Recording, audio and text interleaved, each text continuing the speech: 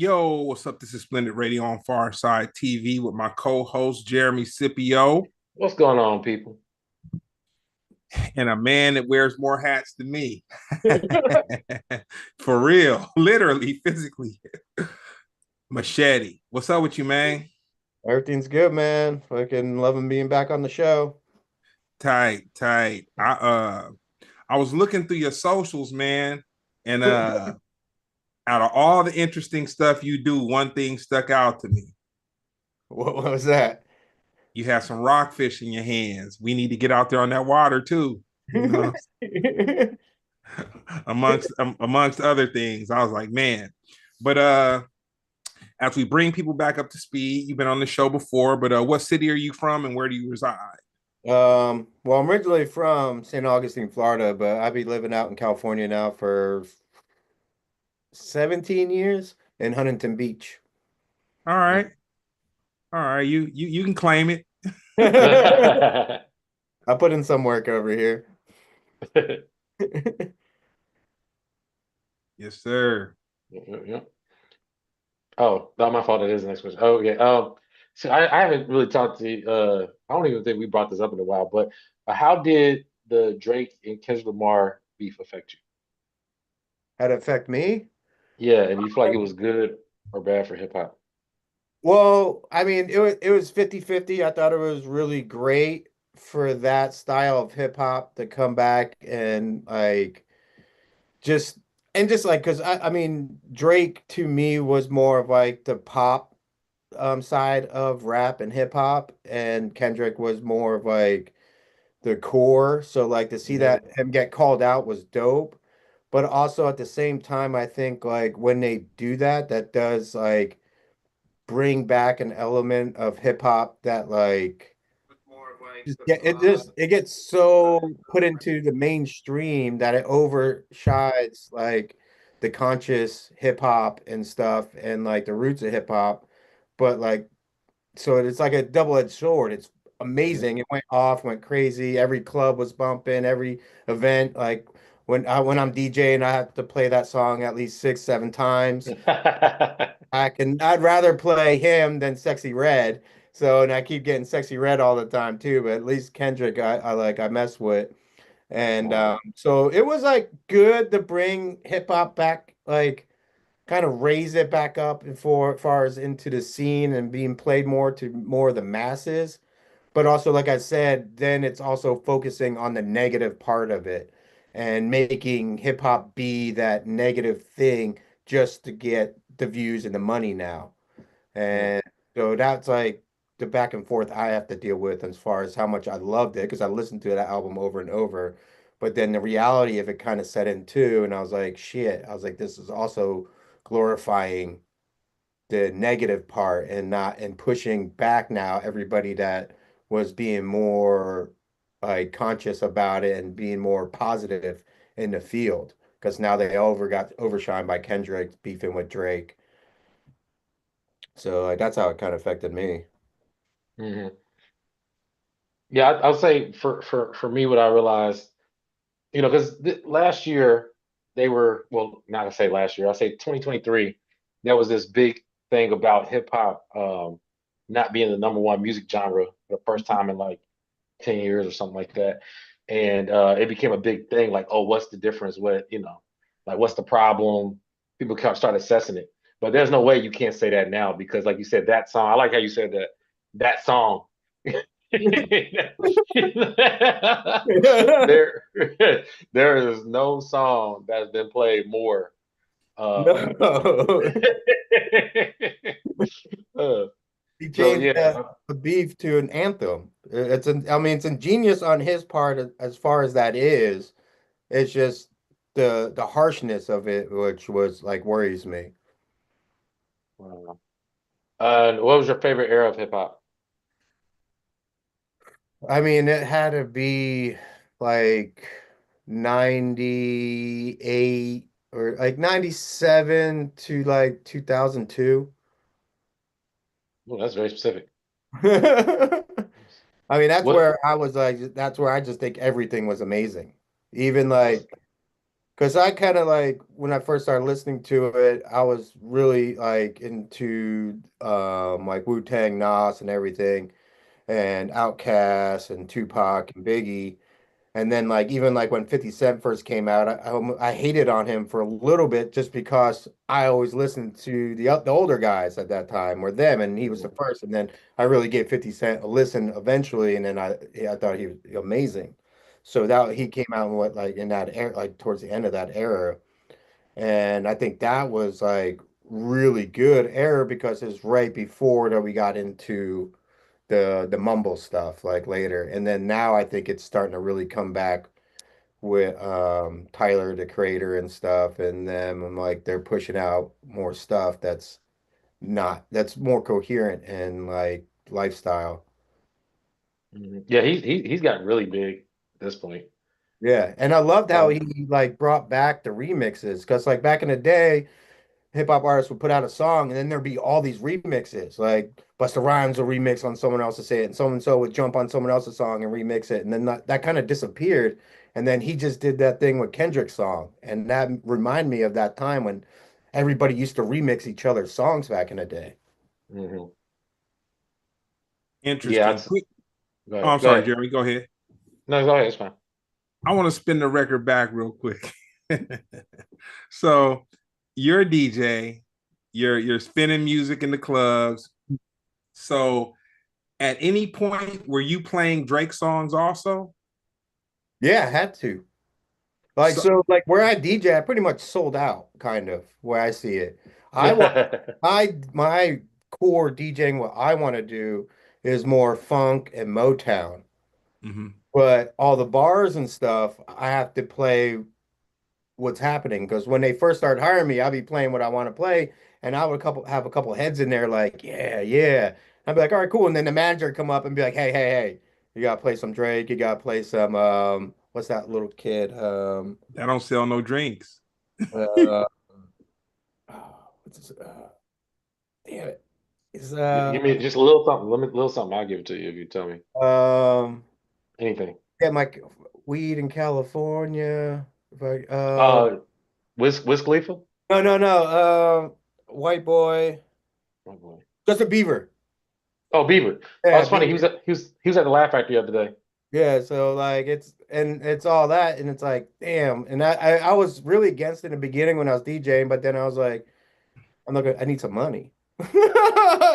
So then I had to like, all right. And so then I slip in good music between that. So I got to play that, and then I'll slip in my stuff, and then towards the end of the night I'll throw in all my Motown and stuff at the end. Mhm. But the main time, yeah, I'll play Kendrick and then Drake. Hey man, hey man, you hey, it keeps the drinks getting purchased, I gotta man. get those kids shaking their asses out there. So it's like I gotta keep the bar manager happy and the bar staff happy. So it's like, all right, I'll play that game. And it's fun. It's like it's a easy gig. It's a fun gig. But I'm trying to find my spot where I could really do like Motown, funk, and then mix that into the old school hip hop. You know, me working with DJs and bringing DJs out on the road and having relationships with DJs, there's a duality to it.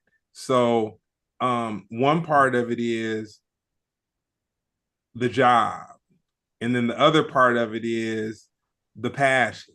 Hmm. And you know, most DJs I know, it's like, okay, they do what they need to do to keep the lights on, Hmm. and then they're able to kind of do their thing a little bit, and then they get off on taking that kind of popular crowd and then kind of turning them on to a little something, but not going too far, you know, nothing to interrupt the flow or whatever. But they're like, okay, I'm gonna educate you just a little bit. You know what I'm saying? Mhm. So no, that's dope. So are you part of a DJ pool, or like how do you find new music? Like what's your medium for finding new music? Um, I have like well one person in particular is a DJ. His name is Jeremy Soul. He had a show. He has a Oh, show. I know Jeremy. Yeah, so Jeremy's a good homie of mine. He's been a music mentor for me for a long time. shown me so much new music. So he's been a really good friend, and that's where I get like a lot of my music. And then I've like he's the main DJ, and then the rest I'm just like I just watch so much stuff and like and then the world of skateboarding, there's so much good skaters out there that'll throw in music from their area. So through skateboarding videos and stuff, I'll find different hip hop That's artists dope. all over the country and the world, and they'll be playing it because hip hop and skateboarding go together so well. And like that's how like one of the ways I got into hip hop when I was a kid because of skate videos because they would throw that stuff in there all the time. And so that was always been my thing. And then it's just I listen to just random, I'm on YouTube music all the time, just listening to stuff. And Okay. so like a bunch of DJs told me about these websites to go to find music. I haven't checked any of them out yet, but like the way I have been finding music either on Instagram and stuff and YouTube, all those apps direct me now to music that I would like. And I get to Okay. Mhm. find all these people. The algorithm, they pick Yeah. up on your Yeah. So algorithm. it's like Uh, try not to click on the booty picture and just click on the good music photo. Jeremy Soul, man, he had a club that was uh dang, I can't remember the name of it, but it was in Santa Monica and it was cracking for years. Yeah. That used to be my little dang, I can't remember the name of it. But anyway, yeah, it was at Zanzibar, but it was man, it was man, yeah, Yeah, he that was still does stuff now. He does like his Saturday nights once a month at the Moroccan Room. I want to say I could be wrong now, but it's in LA. And okay. there's a couple other shows too. And dude, I love going to the show. The people at his shows, they are so amazing. I've never gone to any other shows to where every single different person in there are so happy. Everybody's Dude. so happy. Everybody's happy. They all know he listen to this guy's music or whoever other DJ brings in because he has his taste of music is ridiculous. So the club uh, the Jeremy Soule, Soule, no, Oh, SOL. SOLE. Sole. Yeah, Okay. Yeah, I want to say he has a show on KPF. KRW every Sunday from I want to say 6 to 8. He used to be late night Wednesdays. That's when I first used to listen to him back in the day, from like midnight to like 3 in the morning. But now he's Sunday from I think 6 to 8. Kills it. So the club that I used to go to, what kind of blew my mind was they had a college crowd. And I don't know if it was UCLA. I think it was a UCLA crowd because it was out in Santa Monica, but I think they had like a UCLA crowd. But it was dope to me because he would play everything from house to rare grooves. He would Mhm. sprinkle a little bit of hip hop, and then he'd do his eclectic thing. But he had these young college students like in their like 22, 23, like rocking, and you could tell that it was just a new experience for him. You know what I'm saying? And I would just sit there kind of like in awe, just like, dang, man, that's what a DJ does. Yeah, he's Well, amazing. was it called a compound? No. Oh, Mm-mm. okay. This is me looking. I was trying to see if I Yeah, can find it real quick. hey, if you want to do your research, it was on Zanzibar on either Friday nights or Saturday nights. And I want to say probably like around 2002 to around 2005. Okay. I see it Steady. also got it says the Moroccan Lounge here, but that's LA. That's Yeah, downtown that's LA. his new show now. Okay, It's okay. so good. It's Oh him, no, I'm gonna his go and check it brother. out. Yeah, you got it. It's so stupid. He never gets old. Like his show's energy, like you said, like his mix of music is unbelievable. Like when you go through that whole experience. I've always sneaked people over there and like their minds blown every time. I've never had anybody over there being like, this sucks. And the people are just amazing. His fans are the best. They're just the nicest people. So some of the coolest dudes. Uh Rick Waldo. Yeah, Rick. Whoa. Man. So uh I'm cool with Big Boy's sister, and she's like very close friends with his mom, and they introduced me, and this was like years ago. And when I was looking at his stuff online, I was kind of like, man, it's so crazy because he's in Huntington Beach. He makes G Funk music. That's what it is. You know, he Yep. might get mad at or whatever, but I'm gonna say what it Yeah, is. man, he knows that she Yeah. funk. That's funny. G Funk is what he makes, but he throws this whole beach bar community twist on it with a sprinkle of jackass, but probably a equal sprinkle of jackass to the beach community, Yep. whatever. And I'm like, man, you know, it's a trip because it's like people, there's just too many choices. But Mhm. like, he's definitely marketable though. Like, it's like there's a thing. What he does, there is an audience definitely for what he Yeah. does that's greater than what he's touching, for sure. Yeah, we took him up. He went up to a rap battle, I think it was 2 years ago in LA for with this guy Selassie. He puts it on and it's like a $5,000 prize.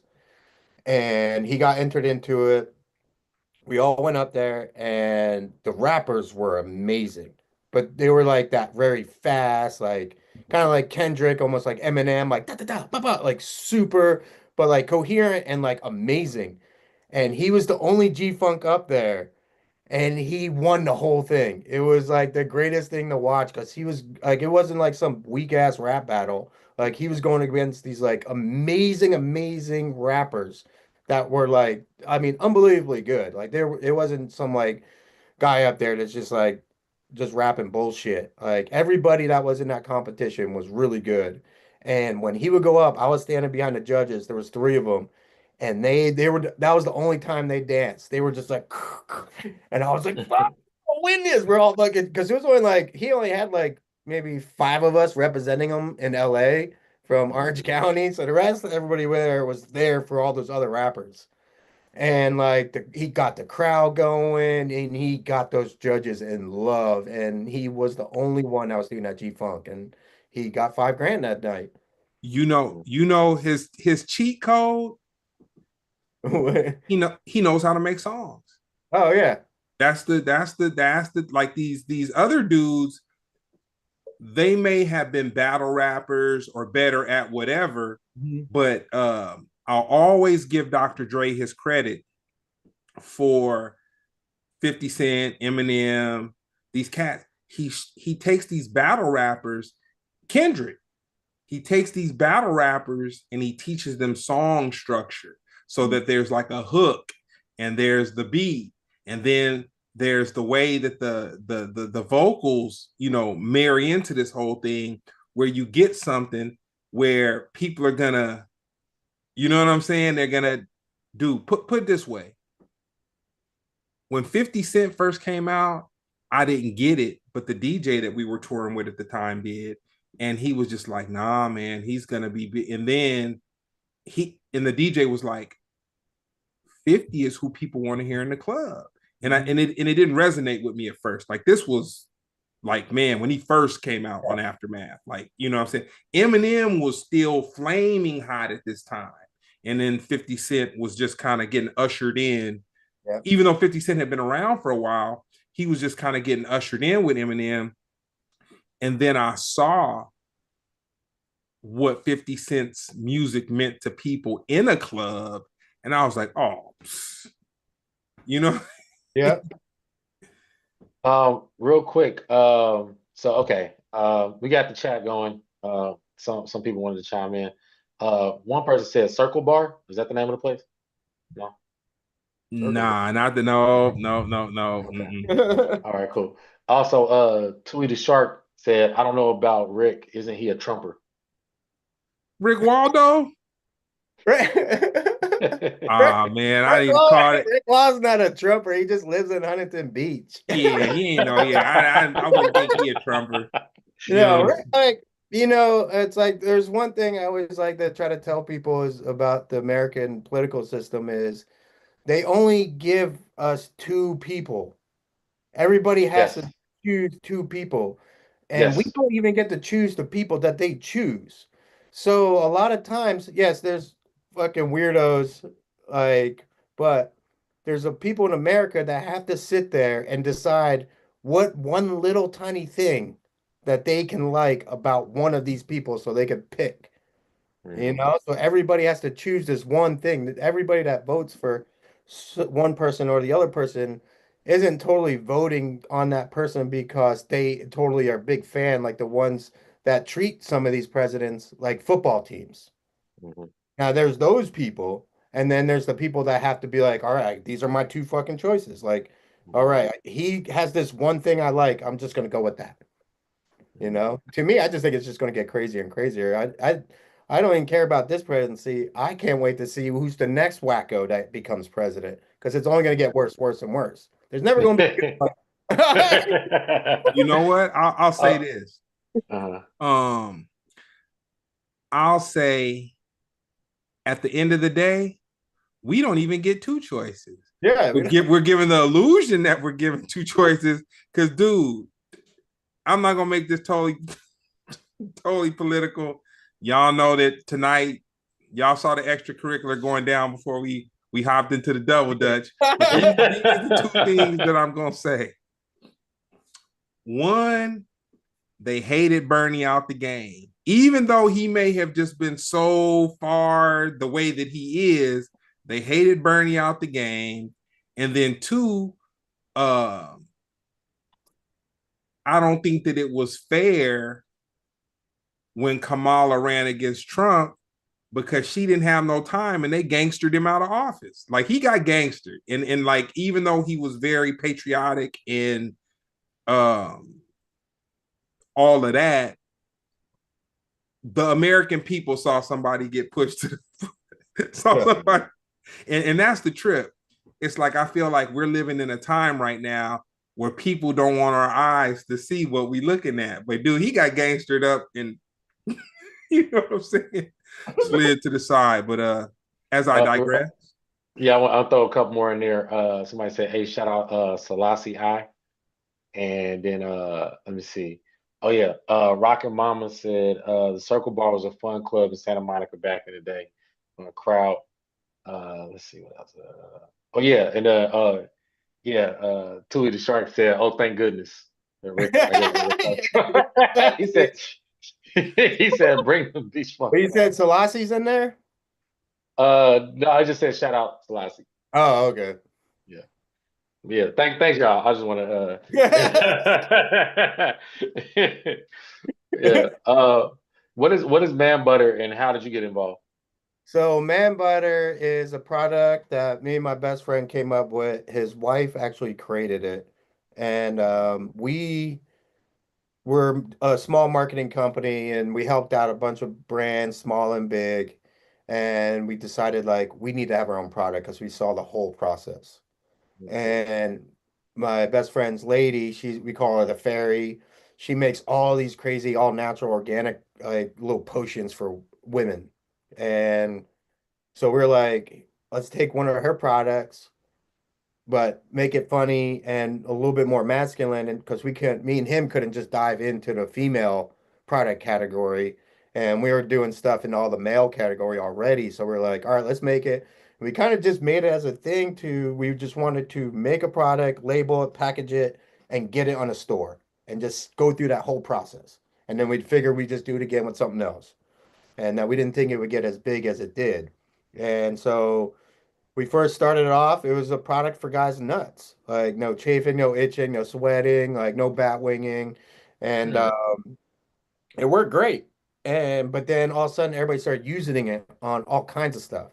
So we had people hitting us up with eczema and psoriasis that were like, Hmm. holy crap, this stuff's like healing it. It's way better than taking all the medication they have to take and stuff. So we got a lot of people that just buy it just of that. And then people start using it in their full body. Girls use it to like Yeah. take off mascara. They love it like a full face. And like we thought we are gonna have to change the name too because of man butter. And at the Yeah. time, Yeah. that's when they started really taking away like there was like that point, like it was before COVID where like anything that had man in it was bad. Like it was Mm. even a man was like all man. Like, they started making talking shit on that. Like quick there's question. yeah. Definition of bat winging. Bat winging is when your nuts stick to the side of your leg. So when you Oh walk, man. thick and it spreads, Wow. like it stays on. Wow. We never had My we never had a name nor a definition of that thing. Yeah, so I it's have like, to I have to pause this whole conversation. But yeah, man butter, that's crazy. yeah, and it's been I'm moving try- across. We got approved in Amazon Brazil and stuff, so we're gonna start trying to promote it in Brazil, and we just released a content competition where we're paying the first place winner $300, second place 200, and then third place they're gonna get a year supply of it, and they just have to make like a 30-second, a 60-second reel about the product, and then we judge it on like production value, the views, and like how they presented on using the product. And then we'll get the yeah, top three and they win it. And it's a dope little I, competition. I got man butter, but did I get it from you or Yeah. who else? Oh, well, You no, got I it? think I remember the No. last conversation. You got it from the big ginger Jeff. You're like, this big dude came up to you when you're Yeah. uh and was like, here, take this That's man butter. yeah. Actually, that's crazy. Hold on. That was Jeff Burns. Yeah, I haven't seen him in a minute, but yeah, that's crazy. Hold on. Yeah. Yeah, that's Well, he took off running. Yeah, no, because we gonna have to have that conversation, Machete, man. We gonna have to figure out some sponsorship, man. Yeah, let's do this. I'm about to win your competition. Yeah, yeah, you win that shit, dude. It's easy. Like just and then what we do is like a year after the competition, everybody that enter, because everybody that enter gets a promo code that goes on their video so they can make money off of sales. Uh, whoever makes the most sales within a year after the competition ends, we're giving them $1,000. It's like, hey, man butter. It's like if you want to get rid of your bat wings, Yeah. if you want to be a Superman Oh, and Be avoid Superman, your not Batman, Batman. don't oh man. don't be robbing people, Batman. Get rid of your bat wings with this man butter. But anyway, yeah, I was like, man, like yo, I still got still a Yeah, little bit left in here. You know what I'm saying? Yeah, yeah, I'll get you guys both I'm a some. supporter. Yeah, please. Nah, It nah, works. It's Machete gotta come organic, out. natural, like it's nothing bad. Nah, he gotta come out tomorrow night, man. We need to have a drink, man, and bring a little I butter with you. know. I got a DJ. Oh shoot, you said that. Yeah, But I got a residency every Wednesday night where you got your residence? at Sandbar in Huntington Beach on Main Street. Okay. We have to pull up on you sometime. Yeah, please. And then I'll be doing the beaches probably soon in the summer, like on the beach. Okay. I'm gonna need Soup. a man butter t-shirt. Yeah, I'll get you guys all flyed out. I'll make you Let's Matter of custom. go. fact, that's the other conversation, man. We'll have that This one, tomorrow. I'll hit you the up. Killer Mike killing the Reagans Ah, Oh. for starting the war on crime. Run the butter. That's because funny. I got the merch company too, man. I'm trying to get a slice of your business, man. Figure it out. Let's go. Trying to figure it out. So we got Super Bowl coming up. Yeah. So, any predictions? I mean, Kendrick's gonna play it. No. The prediction is I would love to see Don't say it. the no. Say it. Nah, nah. I'm gonna go even better. I'd love to see the bets in Vegas on how much of They Not Like Us he's gonna play, along with the chances of Drake coming out, the chances of Lil Wayne coming out, and the whole little thizzle. What you think, Machete? We gonna get Before into we go Jeremy and into his that, theories. I just want to hear you really think What, you think they're gonna gonna put come out? Drake on stage with him? I watched the Brady Bunch, man. Maybe I'm a dreamer. You know what I'm saying? You I think mean, he gonna come on I wouldn't bet stage? on that. But that would be crazy. I mean, that would be something huge. I mean, if they did that, I mean, it would like as a unity thing, it'd Hey, be man, that would be the biggest pop out ever, man. but it's like No. it's Drake. It would be the biggest pop out ever, Bigger though. unity than that. Would you? Would anybody here in chat too? Would any of you guys come out to a song where you were being called a pedophile Yeah. directly? It's hip hop, man. It's hip Hip hop. hop. It's Name hip this hop. hip hop song, this iconic hip hop song where somebody's being called a pedophile and the person in question is dancing to it. With no reference, but shout out Ben Frank, but no reference. But uh I think that if African Bombata wouldn't come out to his no, own no, music. listen though, listen.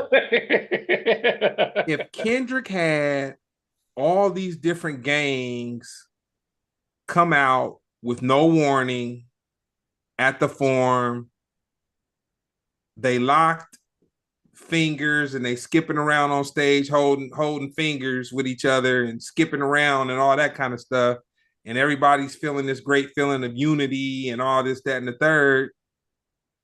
I don't think it's impossible to think that Lil Wayne or Drake may pop up. Well, it would have to be Lil Wayne, and then he would bring Drake out, I think. I can see Little Wayne, but like Drake, no. There's like I don't mean like I never piece it up with bro. That shit don't sit well with me. Before I piece it up, I take him to hell with me. Come on, man. Come on, man. What are we talking about here, man? and you can't compare Drake to all the different gangs. Oh, Yeah. he said it That's a don't way sit better well with me. unity than Kendrick and Drake coming together. All the gangs coming together is way better unity than that. Our political climate got my mind short circuited, man. I'm just hoping for anything peaceful. You know what I'm saying? I'm over here. Yeah, I mean, He said promising bank transactions and even Bitcoin. Bro, he like, heck no, man. Come on, man. Put money on his head. What? But yeah, but I'll say other predictions, right? I throw a new one out there. Because we had the trailer where SZA is throwing the blue Gatorade on the Kendrick. I'm a big Kendrick fan. I don't feel like reading that deep. I don't know if that meant anything. Blue Gatorade, him wearing blue. I don't know. But I will say this: the marching band, people felt like that was very reminiscent of Tyler the Creator. He's been really big on the marching thing with Chronocopia. So a lot of Mhm. people feel like the one of the best predictions would be for Tyler to come out because they are tight. oh yeah, They've been cross promoting like crazy over the last few years anyway. And he came out during the pop out, and he's the only person that had a reaction as big as Kenny. yeah, I could definitely see him coming out. Mhm. Yeah, he could perform Earthquake. I can see them put the camera on Drake. Just I'm I suing you for think playing Drake that is gonna song. redeem him. I think they're gonna give some Drake a little grace, man. I think he gonna come out on the Super Bowl. Drake, man. Whoo, you still on I that, mean, I'll put that bet with you against it. bro? And you think he'll be dancing? He gonna be cripping and not like us? Like what? He'll come out with a little kid too, dancing with him. Oh my gosh! And then what about the lawsuit? They could just play that and be like, man, clearly you like this song because this is the best song ever. But yeah, I think the Tyler one, that's the one I think most predictable. Yeah, I think You that need a could happen. we need a white pop star though. I think somebody white is gonna pull up. Has this Super Bowl. At You know, this, white pop star. Taylor Swift, what? That would be. she the biggest. Uh, would that is that fair? Because okay, who's going? It's Eagles and Ellie not Roll, Kansas. Who? Ellie Roll. He just came out Jelly on Roll. the new Snoop and Dre album. Eagles and cheese. That would be cheating if she comes out. I Wouldn't call be that. fair. That's cheating. Wouldn't That be is cheating. fair. That Wouldn't be is fair. cheating, bro. I would be like, yo, hell no. But yeah, all right. These are good predictions. Jelly Roll's a good one. Uh, you know what I mean? Yeah, but like I say Kendrick and Taylor do have that bad blood song, even though I'm not crazy about it. But I just know you're gonna have a white pop star. You have to. That's just the way it works. Yeah. The Super Bowl, white pop star. So Jelly Roll or Taylor Swift. No Drake. Uh, And we got blood gang members. Yeah, all We the got gang, yeah, on the the gang. All right. Moving on to all right. This is sensitive territory right here. Um, Look, guys. We had Trump has been in office for 8 days. This is day 8, if I'm not mistaken. Yeah, day 8. And Real quick, last Jeremy, week, I'm huh? over here aging like a dog, man. He got me aging like a dog, man. I gotta let it go. but Yeah. but continue. During his inauguration speech, he made it very clear. He made a couple declarations that that he was pretty serious on. He declared a national emergency at the border, and he's been really big on deportation of anybody who is not documented American citizen. He even went as far as to say he's pushing back on some American citizens, depending on how recent your application went through. He put also, if you are a DEI government employee, he put these people on paid leave. And until further notice, a lot of people who had jobs in the bag, literally, he didn't give them 2 weeks notice. He said immediately. This is an executive order. The president has this power. He pardoned the January Sixers, the insurrectionists. He pardoned all 1,500 of them, if I'm not mistaken. And he has some petty ones in there too. He goes, there's only two, as far as the American government goes, only two sexes, two genders, yeah. male and female. I don't see where that would affect the the government at all, the Constitution. Well, the one he wanted to change the Gulf of Mexico to the Gulf of Americas, which that will go in action. Google Maps said as soon as they put that through, they're going to change everything. I think he should change the name Gulf more than America's Mexico part, whatever. And the Panama Canal. He wants to reclaim the Panama Canal for America because he feel like the American people was it Panama didn't honor their government, their I guess their peace treaty or whatever. I don't know all the history on that, but he wants to reclaim that, and he wants to change some mountain in Alaska to Mount McKinley off of some war general or president or something like that.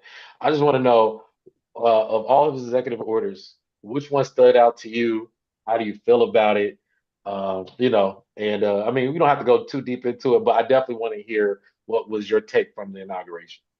Yeah, I would go with the whole illegals thing, because that's been a topic almost with every president. And there is a certain point, like, because every country, like Canada, you can't even get into Canada with a DUI. Hey, It's like there's like certain things like that needs to go about ways of handling situations. And I think like there is a point where, yeah, we do have a problem with immigration, but probably the way he's going to handle it is not going to be the best way of doing it, and things are going to go nuts. But there it does like need something to happen. I don't like really believe in just going through the fields and grabbing everybody and just deporting them.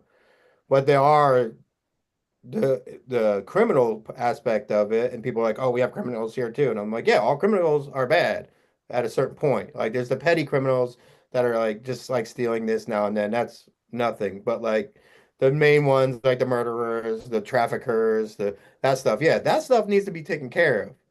And now I don't really have too much faith in how our government runs things locally, or like even just storing like the DMV, like just getting Hmm. our ID period. Dealing with the DMV is a nightmare. And Hmm. all those employees just have to do whatever someone else tells them to do. So yeah, so when they do sweeps, they are going to sweep up people that probably shouldn't have been. swept. They should stay there because there's a lot of people coming to this country doing great things, and this whole Hmm. country is founded on that.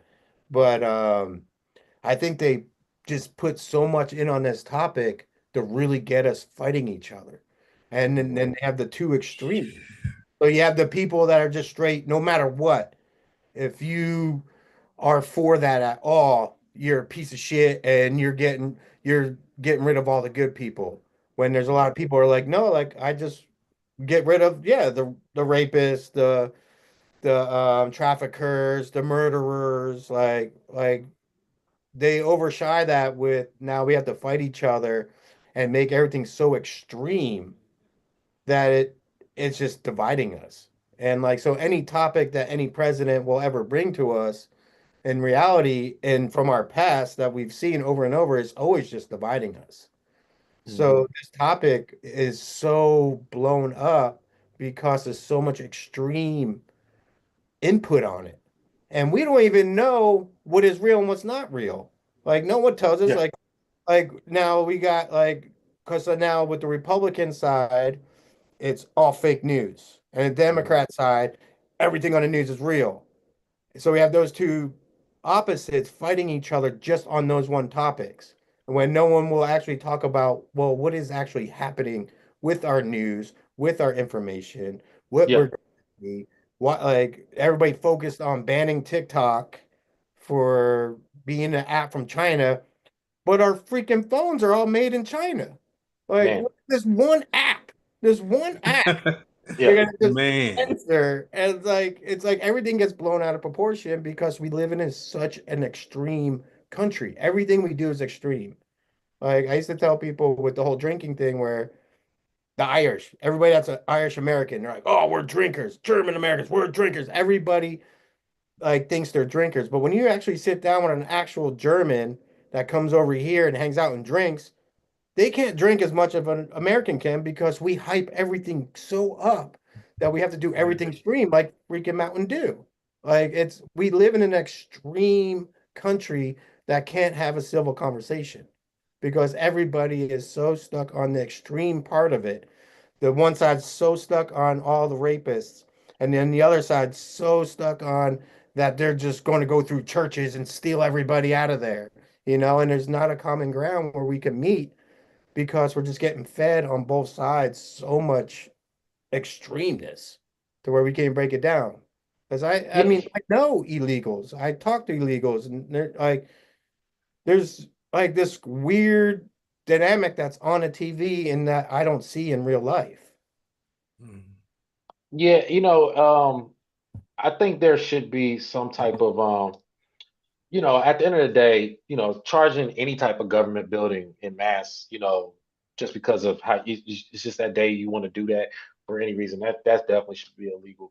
And there should be ramifications for that. And I just can't think of any other group of people who wouldn't receive any type of you know, any type of punishment for that.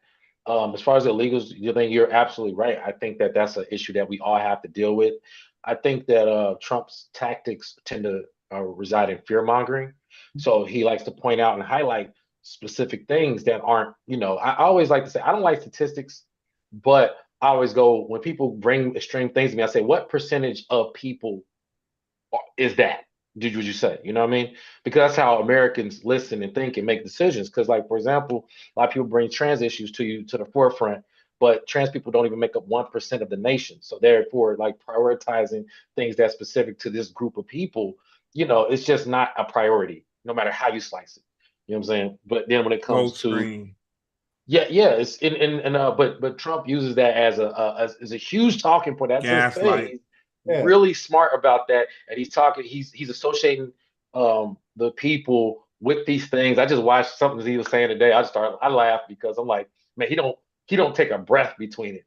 He was like, they're rapists, they're murderers, they're coming in, they're not sending their best, and it's just like, well, bro, I mean, come on, like he's messing with the infrastructure on how America, works, and not just Mexicans or whoever, it's everybody. We are all intertwined, and we're about to find out how connected we are. If people have to pay full price for things, like got it for cheap is the American way. That's how we Yeah. all got here, bro. That's how the American government handles. As soon as they pass a law, they find somebody to do it for cheap. That's what they do. They like literally there's no government provided car insurance, but yet car insurance is illegal. They're like, hey, I mean, not to not have car insurance is illegal, right? So they go, hey, look, you find the best car insurance that you can. And everybody knows the best car insurance you're gonna find for cheap in LA is Adriana's insurance, some Mexican lady. That's just the way it works. Yeah. Everybody don't want to go State Farm and like all these national nationwide Companies. is on your side. Why would I do that? Adriana gonna do it for $10 a month. Come here, I'm just trying to look fly to Benz. So I'm just saying that we're gonna find out. Trump uses Mexicans as well. He uses this is part of our American infrastructure. It's just something we have to deal with. I'm not saying it's right for people to come into this country illegally, but it's something we have to deal with. We have to figure it out. We Yeah. have to allot but we have to pay taxes for these things. But the fear mongering, it's a smart tactic, but nobody's going to want to pay these high prices for things that we used to get down the street, around the corner. Mhm. But anyway, I hear that. Also, I wanted to see what you thought of him trying to get rid of birthright. That's the whole concept that if you were born in America, despite your circumstances, as long as you weren't, your parents weren't sovereignty or pretty much government officials in other nations, whatever, you are American citizen. Trump is trying to get rid of that. I want to Real, get your real thoughts. quick, Jeremy. Yeah. You talking about Barron Trump? Where was he born? He was born here, but He was his born mom, here? Okay. but his mama, you understand me, and Mm. his grandparents, you know what I'm saying, that's over here kicking it. Hey You know what I'm saying? man, hey, they go first. Yeah, that's cool, man. I ain't gonna lie. I'm excited about what's to come. That's all. But yeah, I just want to hear Machete. I just want to hear your thoughts. Well, the birthright thing is, I mean, there's just got to be ways to regulate it. Because I mean, I grew up in an era, and I don't know if this is still a thing in Florida, but like Cubans could come over here if they touch the land, and they're good. As long in Hmm. the water, they get busted, they have to go back to Cuba. If they make it to the land, they're good. And so it's like I know people work the systems. I work the system. Most good hustlers in America work the system. And so with something with like the birthright thing, I mean, yeah, come have your baby over here and they do it. I don't really see too big of a problem with like the idea of it, but also I know there's going to be people that are going to abuse the system part of it and do that. And I don't know as far as like I can't really speak on it too much because I don't know if the repercussions that would be and how much of a factor that would be of people farming kids over here, So, kind of thing. What do real you mean by quick, farming kids? Yeah. Well, it's a like like they go to other countries to do illegal activities and stuff.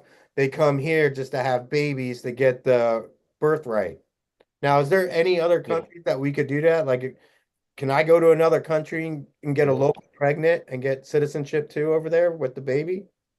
I'll Hmm. give you one better. So we did a show in Guam, which is like it's American territory. We got bases over there and everything, but it was like very Asian. And forgive me, I didn't do well in history, but I just know that it was a bunch of Gucci stores and that kind of thing.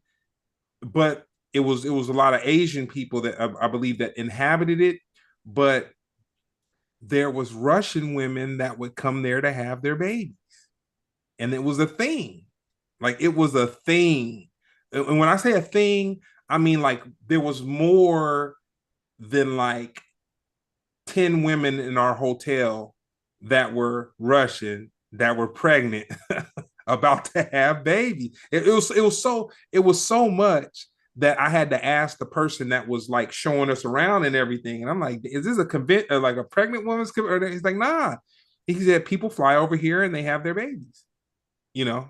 And I was just kind of like, Hmm. damn, and this was back Now, since that's part of the US, are they getting American citizenship? Is that what of you're course that's why they're doing it.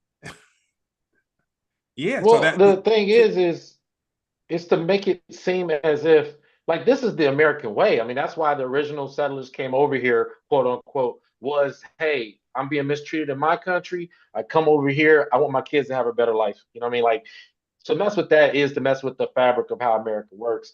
Was it Rocket Mama in the chat is saying that, hey, we have overpopulation, and I know people think about the finite resources, right? But that's not realistic. There's actually a lot of land here owned Or by mega you could corporations. fit everybody in. Literally, we just need to get the hell out of LA and New York. That's Yeah. it. That's it. That's it. Everybody going to the same place. Yeah. I travel the country. I'm telling you, there's a ton of land, Nobody wants tons of land. Wyoming, Jeremy. Yeah, yeah. But I'm telling Nobody you, wants the thing, Wyoming, Jeremy. But but there's a that's whole bunch because of land. of the mega corporations are greedy. They're buying it and they're pushing us in one place. And then the only way we can get up is if we're taking from the crumbs and we're just stealing from each other. You know what I'm saying? But it's just for me to draw a line in the middle of something that was already happening, just like water finds its place over time, people find their place over time. Everything goes back to the way it was. You know what I mean? The white people didn't find this place. It was here and people were here before and they were all mixed up and doing stuff. They just drew a line through California and Mexico and they're like, oh, that's over here, that's over here. They're like, why are there so many of them over here? Because that's where they've been at. That's just the way it is. We need to spread out and start doing things for ourselves instead of relying on the mega corporations. Yeah. That's what's going on. But hey, keep fear mongering. It's great. It's a great way to market and say, hey, we're the only people that have all the resources, all your entertainment, all your cell phones, everything you need. You have to be here to get it. If not, you're a loser. Great marketing strategy. American way. Quick question, Machete. Yeah. You're in the clubs. When it's a trip, and shame on me. I thought it was so weird when I was in the Czech Republic, and they had some type of something going on over there years ago, and they were partying though. Like they were partying, like all through Eastern Europe. Like when I would move through there, because that was back when a tour wasn't something you did on weekends. Like I would go out like in the late '90s, and we'd be gone for like 6 weeks. Like we go across Europe. So you go to large towns, you go to small towns in between.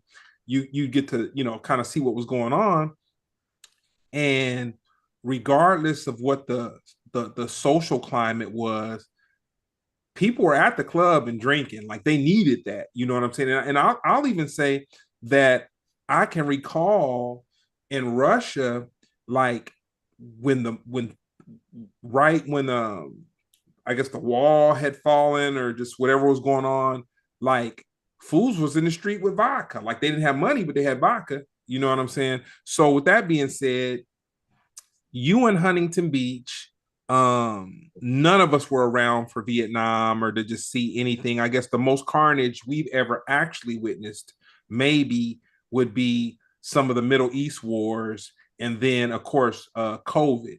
So with this generation right now, um do you think they stand for anything? Because I feel like, and it might be unfair for me to feel this way, but I feel like Marvin Gaye made songs, um, when he really had a lot to lose. You know what I'm saying? But he wasn't really popping. It's a trip. Not to go too far off, but like Sexual Healing kind of revived him and brought him back into the double dutch. But dudes like Marvin Gaye would like do songs. Like Stevie Wonder, he's vocal. He's not like super duper duper, but Yeah. he'll be vocal and he stands for something. Do you think this generation has it in them to like to do what the artist, the working class person, like to stand up a little at least?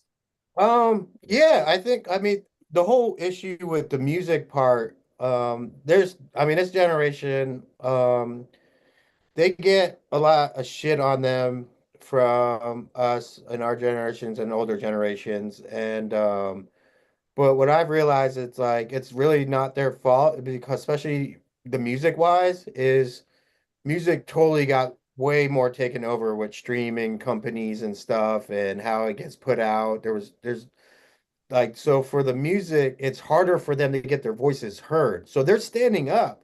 Okay. It's that it's not going out there, because I'm like in the streets and in different clubs and stuff, and I see a lot of the underground and the more conscious stuff, and they're pushing it, but the mainstream ain't gonna push it. Like so, like all back when we had those wars and stuff, what you were talking about, that stuff got pushed out. Like it was out in the public.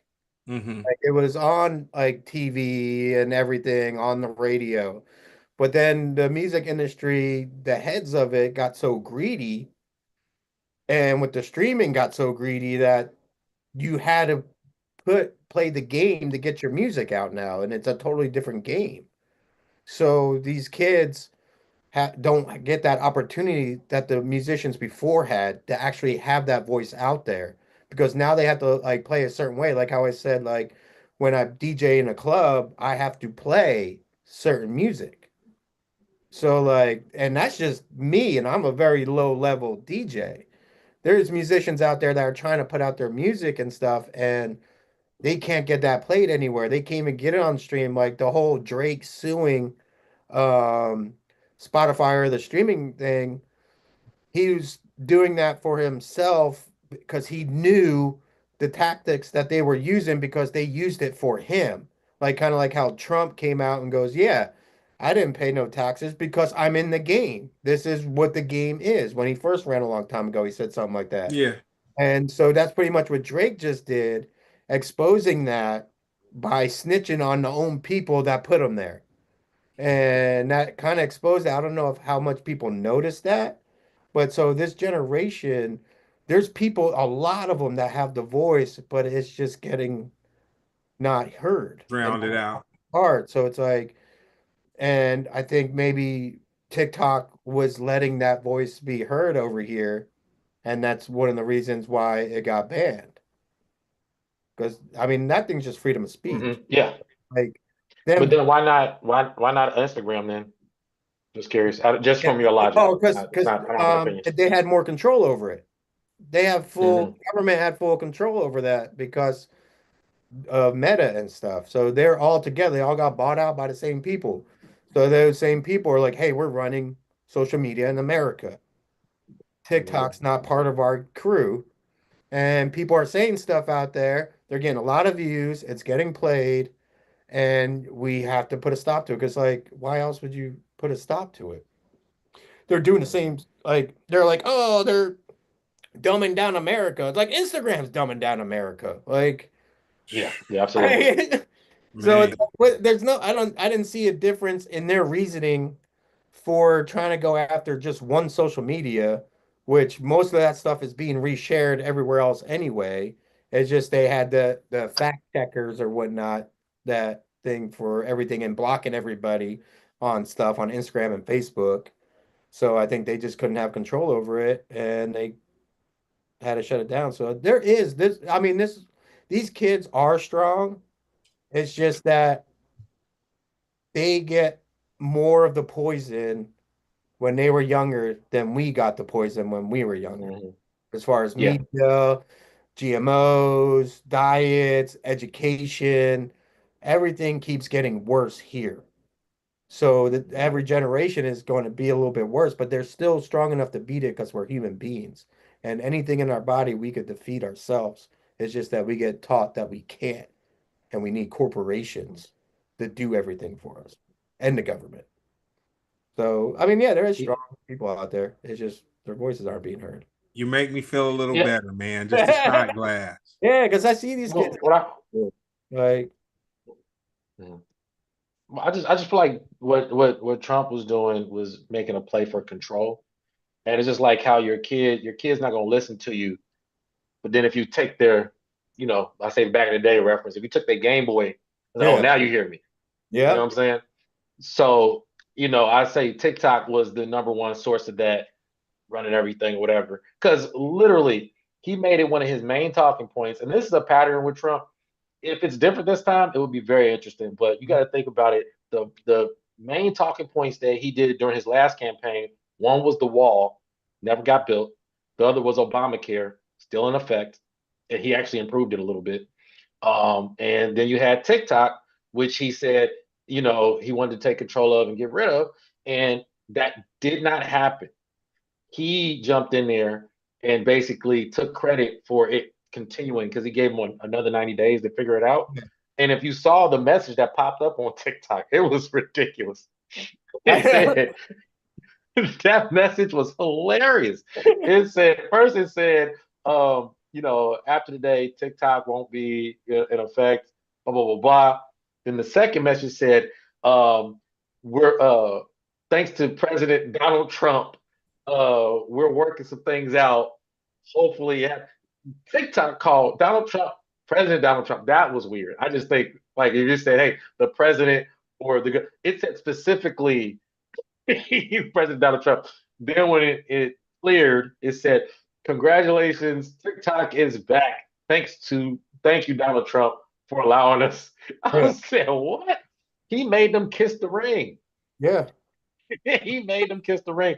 But that just shows you that all of that was grandstanding. I don't know. I don't know the goal. I mean, I hear what you're saying, and clearly, yeah, I definitely agree with that. But I would have to see him keep the same energy at least one time for me to go, oh, this dude means business. I still say I know a lot of people are nervous. Well, of course, with the deportation, I heard people they've been picking people up off the street now, but everything else, I have to see him keep the same energy for me to believe in it. Yeah. Speaking of keep the same energy though, Snoop Dogg, Nelly, Soldier Boy, and Rick Ross performed at the inauguration. Snoop Dogg was the main one in 2016, 2017, 2016, whatever. Yeah, he for Trump's inauguration, he pretty much had this video saying, "Which one of you, which one of you jigaboos are going to tap dance for Donald Trump? I'm waiting. I'm gonna be the first one to call you out." And now, because there was a pre-inauguration ball, Snoop Dogg was the first one up there. I didn't even see nobody else up there. Mhm. But then you also had Nelly, Soldier Boy, Rick Ross, others. What's your take on that? Well, to me, I mean, Snoop Dogg is an OG and he's in the entertainment business to entertain. He's Mhm. stepped away from the hip hop scene to become this extra person, this other person. He leveled up in his game plan. And once you get to a certain amount of money, you're always going to want to make that money. I mean, he's out there with Martha Stewart, like they became best friends, and I was always against Martha Stewart stuff because I'm a huge Killer Mike fan. And I've listened to Killer Mike my whole life. And Killer Mike said it best on his albums about Martha Stewart being a crook and being able to come out and have a whole white audience and everything after committing all those crimes and stealing millions from shareholders, and then she's out there with Snoop Dogg. So Snoop Dogg made that decision to, you know what, I want to get this level of life, and to be at that level of life, he has to do these things, and that was his decision. And like, yeah, and that's what happens when one year you say something, you never know what's going to happen 4 years down the road, you get that check.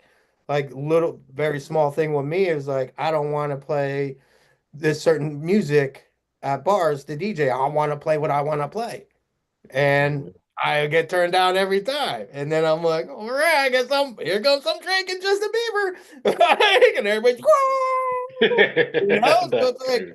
that's very small, but that's the same idea to me, what he did. So he's at that level, and I can't judge him or count the money that's in his pocket, like he's an OG. He did what he did. He has a history, so he gets a pass for sure. And like, I have no business in really saying if what he's doing is right or wrong. And it's like I don't know what his motive is, and or where he's going. He could be a secret agent on the other side and maybe tear things down later for everybody and expose stuff. Like maybe he could be a Cat Williams. You think You he's a sleeper? You think he's a sleeper cell? I'm Snoop hoping Dogg, it's the most Snoop. famous, It's the Snoop, most bro. I love famous man on the Snoop. planet? I love Snoop Dogg, bro. No, I actually don't mind that take. Yeah, I don't mind that take. You said you can't count his pockets. Well, I can. Snoop Dogg in 2024 was worth $160 million. Um, we don't know what Trump was paying out. At least nobody said it. I would say the first person who probably would say it would be Soldier Boy. He flashed money, but I don't know what that means. Yeah. But we can guess, and the reason why we're able to guess is because 50 Cent actually said a few years ago, back during Trump's first run at it, whatever, he said he had received an email. It was between 50 Cent and 2 Chainz. They both spoke about this email loosely or whatever, and basically was saying that Trump was offering, I think it was $5 million Yeah. to promote. This is when he was running. This was when he before he was president to promote or whatever. Do and they actually had a list of requirements. Actually, I'm tripping. I think it was 500,000. I don't think it was a million, but it had a list of requirements of things you want to do. And 50 Cent said he chose not to be a part of it. Yeah. And they said, why? Because he said that's not good money. He said you got no difference between good money and bad money. That's not good money. Yeah. But then that's when, not too long after that's when you seen Kanye throwing on the hat and doing stuff or whatever. So a lot of people connected those things. 2 Chainz, he didn't say how much, but he turned it down. So I would say it's probably in that ballpark, Like of that money. 500,000 or 5 million? 500,000. I think that's what it was. I could look it up. No I have a way. lot of floating That's information in my head. I couldn't research this real fast, but yeah. 500. My question to you, Machete, you know what I'm saying? You got a gig, you doing all right. Would you take the 500,000 and perform at the inauguration? 100% yes, for whatever president. I would. I would take that money, bro, and invest it in something good and better my life and better the people around me with it. I can give it back to the community. Like, there's certain things it's like, especially for me personally, because if they're offering me that money and I do it, as long as it's not like there's some crazy contract to where I don't want to be like Juvenile when he came out with get vax that ass up. Yeah, Like that was weird. I thought that's 100. For me, that's way worse than what Snoop Dogg did. Like when I saw that, I was like, oh my So God. you got to do it, but you also got to wear a shirt that say like, "I'm with the Don." I'm with the, Oh I'm my a God. Trump. I'll take that Make America, $500,000. make America butter again. You got to wear a Yeah, shirt. I'll make You better do. great again. 500,000.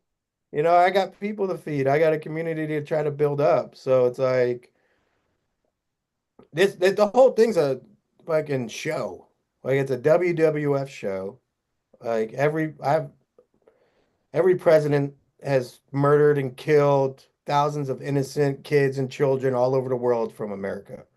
So to me, every president's no different until one actually is different. And I haven't seen one different since I've been alive or heard of one before me.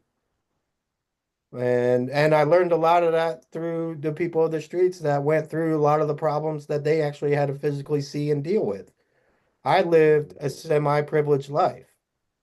So I had to learn, like that's why I love hip hop so much because that really opened my ears to a different view of the world than the world I grew up in.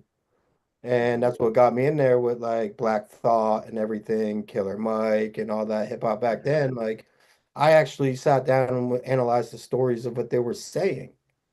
And so that's what really gave me the love of hip hop and my open mind of trying to experience, well, not experience, but more be open-minded to other people's experiences, how they feel and how they see things.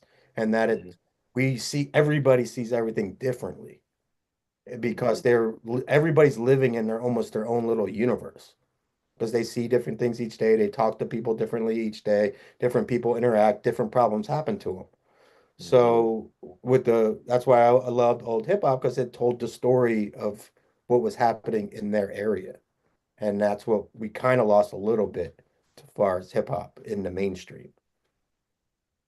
Smooch, Yeah. 500,000. Make No. America butter again. Shirt. No. No, no, no, no, no. No, no, You no, ain't, no, no. you don't got people to feed. You ain't got what else he say? Well, He no, said, no. You know what? It's yeah, not that. yeah. Um, there was a point in time where um I went against what I felt was morally correct in order to make some money and be a part of something, and I knew that it was failed from the beginning, and I chased the money, and it just kept getting worse and worse and worse, Mm. and the abuse, and it was like an abusive situation, and it was so much, and I was making more money than I had kind of I've well, at that point in my life I was making more money than I made, but it was so mentally exhausting, and which leads to physical exhaustion. And then I just sat there and I'm just like, man, you know, I'm making all this money and I'm not wearing no heels and a skirt, you know what I'm saying? Yep. But I'm making this money, but then at the same time, when you make that kind of money, you don't the money doesn't respect you because of how you're making it, in your I guess your moral compass is swayed. Mm-hmm. And so when you get the money, for me, I kind of blew it. You know what I'm saying? Mm-hmm. And so I was caught on like a hamster wheel where I just had to keep on and keep on and keep on. And then of course the situation had a fuse on it. And so when the fuse finally blew up, I was kind of like, damn, I did all that. I made that money. I have a little bit to the side, but shit, man, was it worth it, or could I have done something better with my time? So for me personally, um, where my moral compass is, so Snoop did give a clue when he gave his little apology, or him addressing what had went on. He said the crypto. You know what I'm saying? No, he said it. If you watch The it, crypto. What you mean? Plus, they released it all the was so for the Bitcoin. whole the event was about uh a crypto Mm. dollar, some type Oh, of right, right, right, a right. Yeah. cryptocurrency. But when Mm-hmm. Snoop was saying, my family is straight, da da da da da, but when he Yeah. said crypto, it just rang like a bell, and I was just like, oh shit, they probably gave this dude some uh cryptocurrency. You know Oh, what I'm saying? it's always about the almighty dollar. You know what I'm saying? Yeah, Um, but see the thing about it though, for me, if I got compensated, and that's just who I am. I wouldn't feel cool sitting on some bread and turning on the TV and seeing that I accepted bread from somebody in order to make them not look as horrible as they look. And then little kids is getting, because they ain't scooped up the little kids yet. That's where when America's gonna be like, and all the conservatives and all that stuff's gonna be like, oh man, we need to do something. But shit, mhm, that's gonna be too late.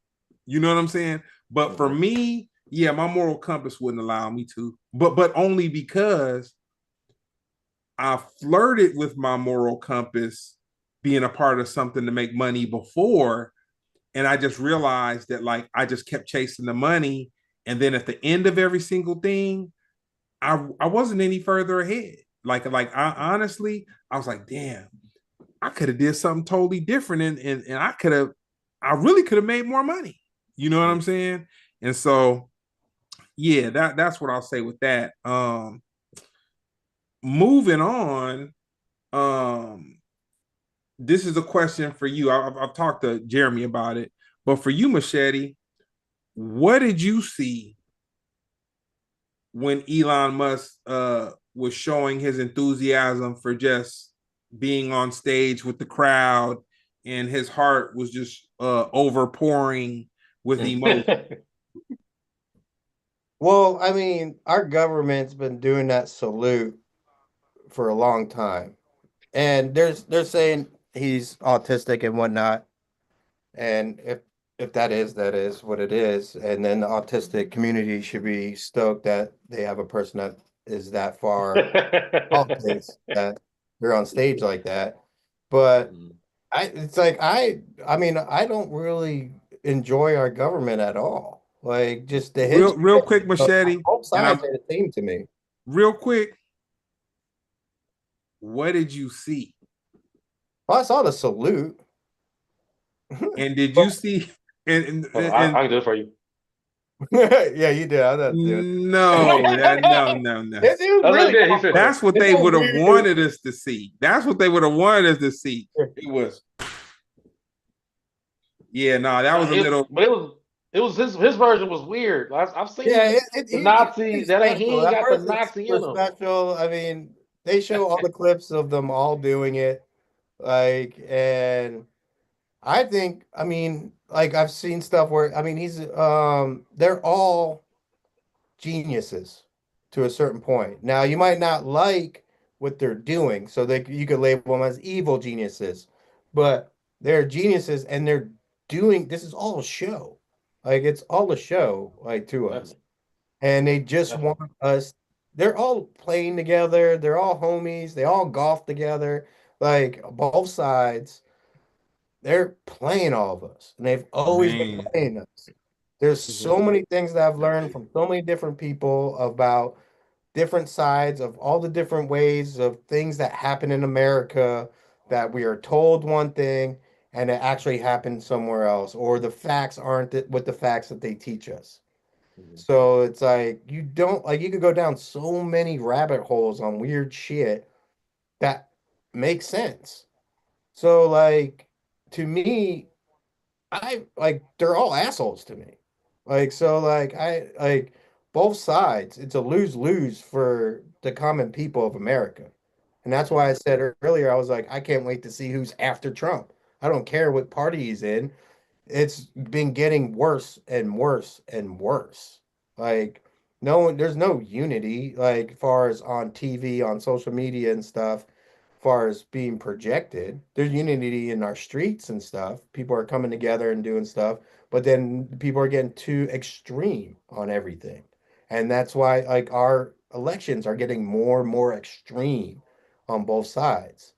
So yeah, I mean, he could have be party like with Nazi stuff, but they've been pushing Nazi shit from day one of where we our whole life.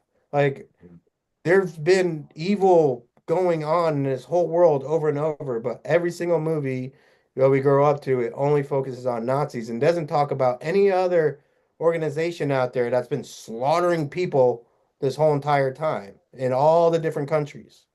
And it's always Nazi this, and it's like I always wonder why are we always being forced to focus on Nazis? I hate I, that.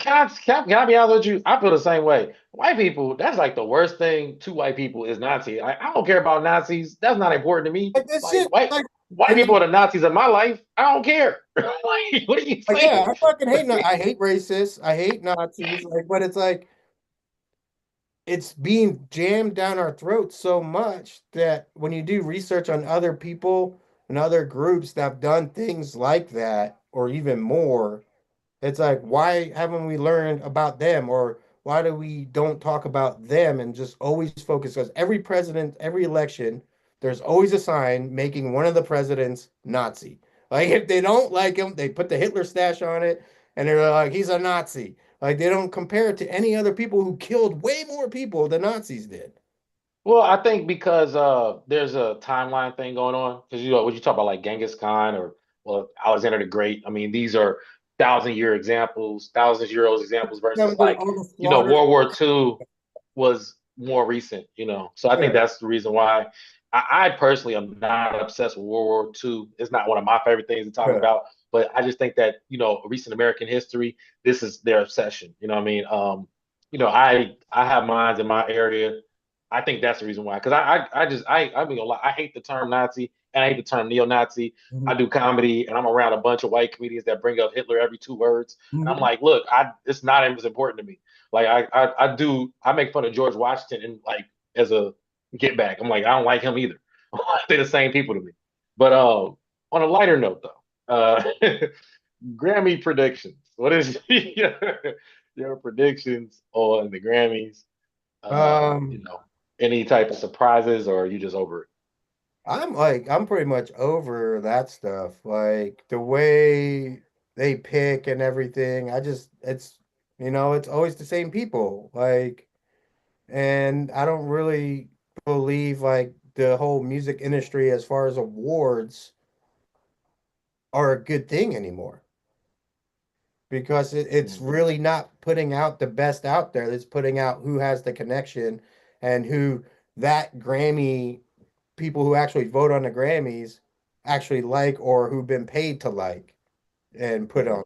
So it's like I haven't really seen an award ceremony in a long time that really showed the true music industry and the show of like the actual heart and love in music. So Mhm. it's just been like Beyonce, Drake, and like, it's like I just don't really buy into that industry as far as that level of the award ceremonies. Like it was Okay, cool better question. I'm awards sorry. back in the day. I was gonna say better question. How many Grammys is Kendrick gonna win? Two. Two? Because I say in 2017, 2018, he won. I think he won 10. And his numbers are crazy. So yeah, you say two. What'd So you say, maybe Smooth? more. I mean, I don't really care for the Grammys. So Mhm. Well, I, reason I I just yeah. go ahead. nah, I believe Kendrick is gonna sweep it, but they're gonna nominate Drake for something, but there's no way he's gonna show up. But Kendrick's Oh gonna yeah. sweep it. They just better not arrest Killer Mike.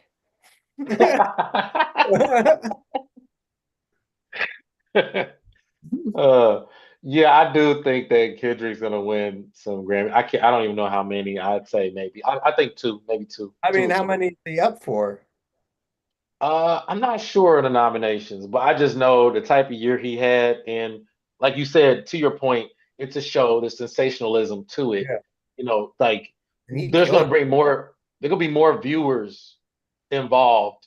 Kendrick winning Grammys than just a bunch of random artists. No offense to anybody, it. Yeah, So yeah, I know he's winning. Now I don't know if he's showing up, but yeah. he's definitely winning something for sure. Ooh wee, man. Yeah, man, it's been powerful. Mr. Machete, your most iconic moment.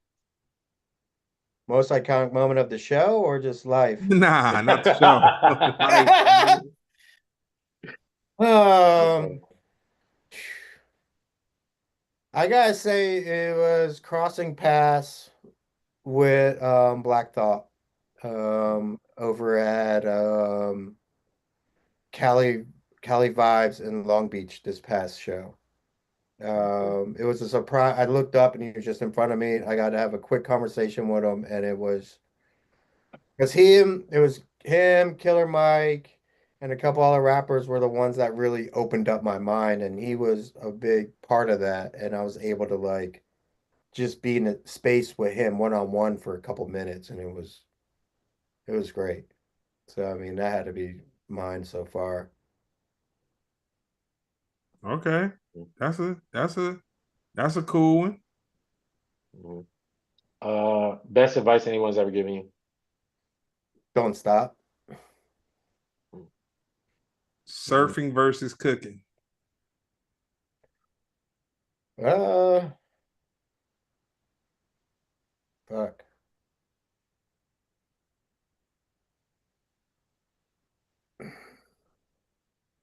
I would have to hold cooking above surfing just because surfing for me is very selfish for me because it only affects me and how much I love of it. But for cooking, I get to cook for people, so I get to share that. So cooking would be higher than surfing. Yeah, you need to text me a chimichurri recipe, a quick and easy one. You know, Okay, yeah, I can do that. you know. You want to tell you about my chimichurri or something? Oh man, just the foodie in me. You know what I'm saying? Going crazy. Yeah. All right, man. I'm gonna round it off with the last one. Your ultimate goal. My ultimate goal is ultimate goal is to be a billionaire so I'm able to help as many people as I possibly can in this world. I've watched the show. I advise everybody to watch this Google documentary called Billions for Change. Mm, It's 30 minutes. It's about the guy who started 5 Hour Energy Drink.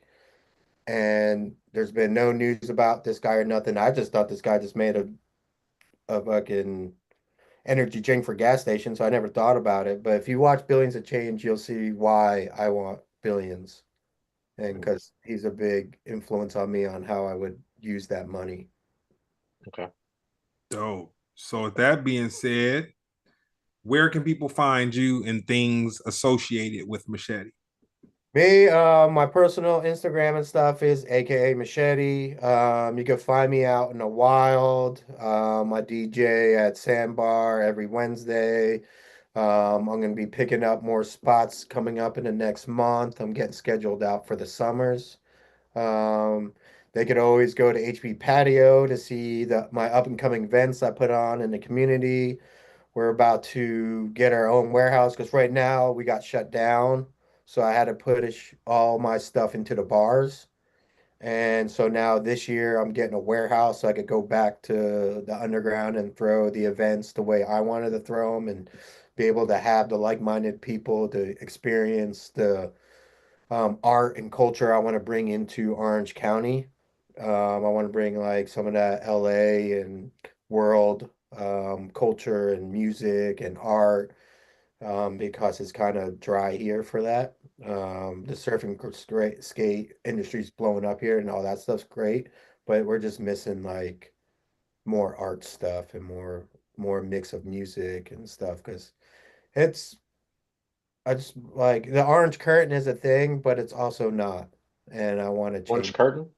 Yeah, everybody in LA, when I try to get them to come down here, they didn't like crossing the orange curtain because how Like the that. racist and how bad Orange County is portrayed everywhere, which has its points of where it does have those scenarios, but I'm here trying to change that and promote more unity, and that's why I want to bring in the different music and the arts and everything and get everybody together to where like people, because people should have all that experience in all their hometowns. Like Mhm, especially the party scenes. Like people need to stop drinking and driving into other cities.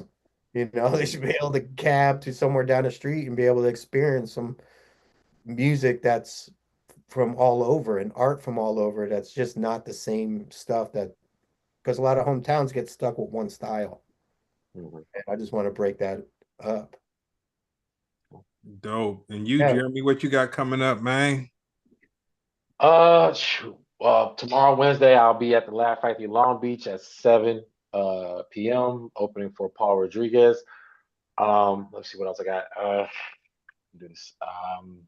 The 31st, I will be at the Hollywood Improv at 9 o'clock, 9 p.m. The 6th, 7th, the 7th of March, sorry, the 7th of February, I'll be in Shreveport, Louisiana, uh, doing a show, tickets online. And March 1st, I'll be in Victoria, Canada, doing stand up. That's my schedule so far. All right. Yeah. No, that's dope. Well, man, with that being said, this has been another episode of Splendid Radio on Fireside TV. I want to thank you, Machete. And Yeah.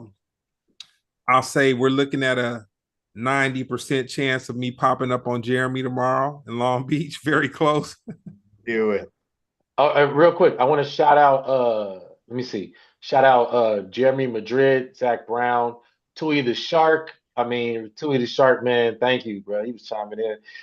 He asked when you guys are gonna do a collab, Machete. Uh, Hey, then tell let him me he see. needs to come out. He's been hiding, man. He's been working on his own stuff by himself. He needs to jump out. You hear My that, door's Tui? always open for Tui. We also have DJ Uncle Phil, Rockin' Mama, DJ. and Creative. Was it Creative Wings? I just because the chat was popping. Guys, we're here every Tuesday. Just feel free to come back, chat with us, ask questions. We definitely appreciate that. Yeah. Faithful Ben Frank on him. You know what I'm saying? Ben And I Frank. got, Oh shoot, sorry, Ben Frank. He's the yeah, most faithful of all of them. I apologize. yeah. And I'm getting a little package together for him. We're going to get him straightened out. So with that being Let's said, go. this has been another episode of Splendid Radio on Far Side TV. Peace.